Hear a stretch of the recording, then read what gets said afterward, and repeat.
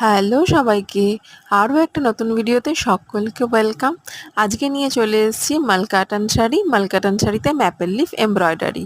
প্রথমটাই ছিল ব্ল্যাক কালারের ওপরে, তার উপরে লাল সুতো দিয়ে পুরো ম্যাপেল লিফগুলো এমব্রয়ডারি করা রয়েছে।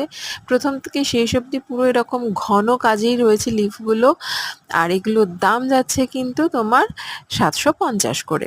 নেক্সট কালারটা যাচ্ছে দেখো স্কাই ব্লু। স্কাই ব্লু এর ওপরে তোমার ইয়েলো সুতো দিয়ে লিফগুলো করা রয়েছে। প্রত্যেকটা শাড়িতে টার্সেল রয়েছে।